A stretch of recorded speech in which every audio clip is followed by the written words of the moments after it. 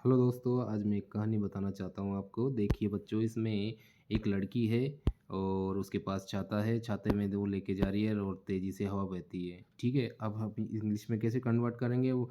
One rainy day little girl was walking home with her blue umbrella. ठीक है, उसके बाद में लिखेंगे a strong wind turn the umbrella inside out.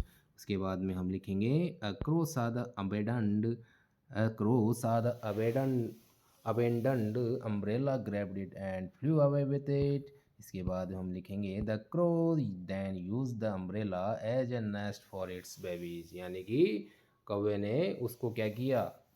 लड़की छाता लेके जा रही थी, हवा तेज चली, छाता उड़ गया, कौवे ने छाते को पकड़ा। उसके बाद में क्या हुआ, कौवे ने उस छाते को अपने छोटे छोटे बच्चों के लिए उसे एक घोंसले की तरफ यूज कर लिया। तो बच्चों, इस प्रकार से वीडियो देखने के लिए हमारे चैनल से जुड़िए। Thank you.